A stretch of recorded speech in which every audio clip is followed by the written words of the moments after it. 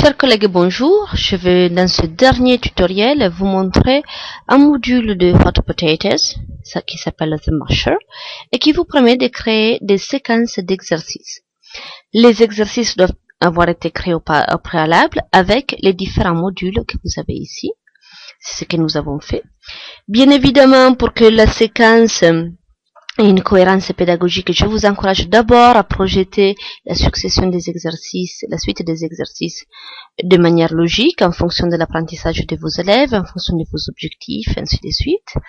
Donc on clique sur The Masher et voilà de quoi va avoir l'air notre fenêtre. Tout d'abord, je vous encourage à toujours sauvegarder le fichier.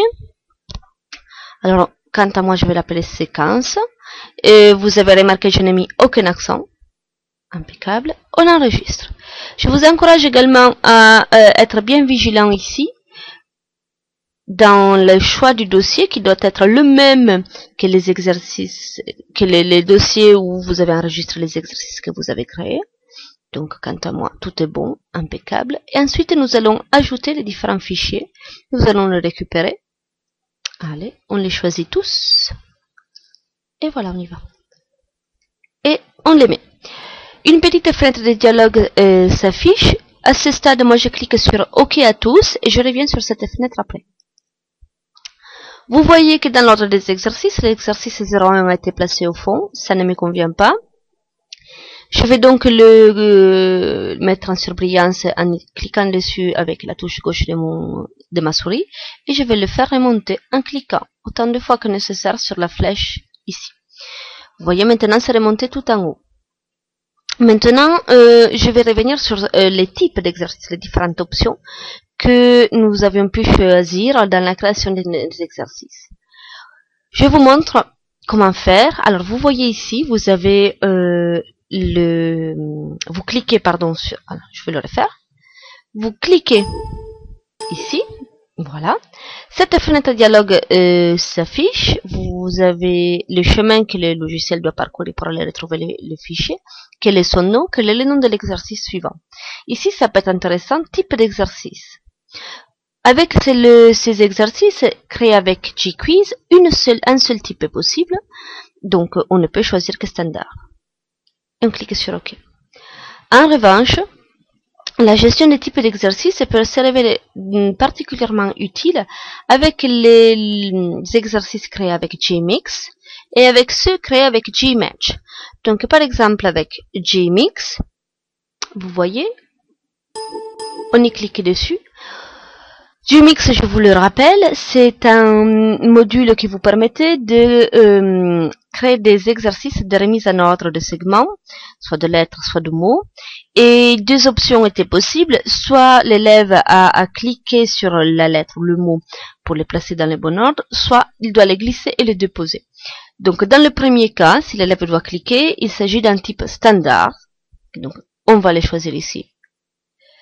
Et dans le deuxième cas, dans le glisser-déposer, il va falloir modifier le type d'exercice en cliquant sur double-clic sur le type d'exercice. Ensuite, vous cliquez là, drag and drop, glisser-déposer.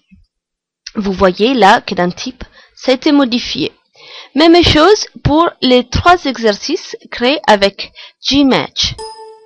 On clique avec double-clic sur le nom de l'exercice. La fenêtre de dialogue s'ouvre. Il nous indique bien évidemment le chemin à parcourir, le nom du fichier, le nom de l'exercice suivant.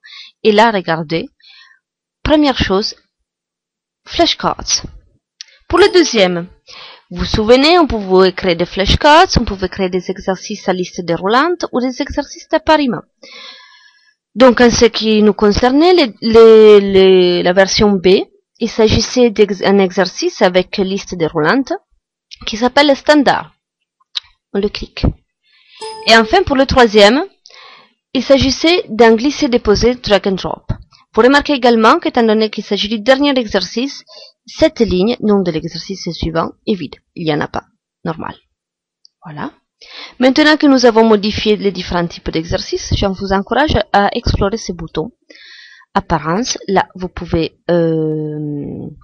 changer les différentes couleurs, Mettre éventuellement une image d'arrière-plan. Là, vous allez avoir une petite surprise, vous allez la voir. Vous allez personnaliser les codes, chose que j'ignore. Là, vous allez pouvoir mettre des boutons pour l'exercice suivant, le retour, l'index, vous souhaitez les modifier. Cet onglet source vous propose les codes source en HTML de notre séquence. Voilà. Et enfin ici, l'index.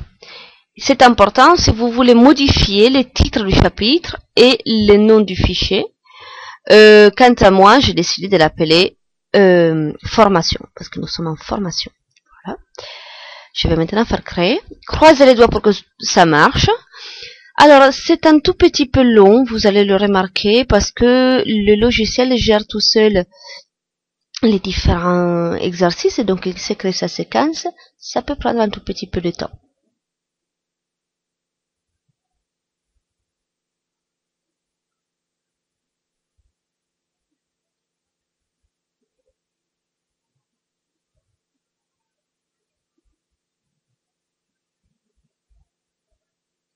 Allez, on devrait arriver à la fin.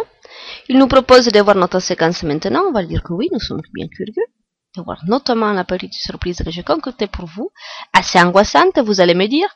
Donc, j'ai mis une image d'arrière-plan qui est l'image, le logo de Hot Potatoes. Vous allez voir qu'elle est un peu, c'est pas le meilleur choix. Le titre de notre séquence n'apparaît pas. Et vous allez voir, ici, ça apparaît en séquence, la succession de nos différents exercices. Donc l'élève peut décider de commencer par le premier exercice, tout à fait en haut, ou par un exercice suivant. Voilà. Donc ici l'image de Sheila apparaît. Et vous allez voir ici les différentes options. Voilà. Voilà pour vous. Allez, je vous souhaite bon courage pour la création d'exercices avec Hot Potatoes. Au revoir.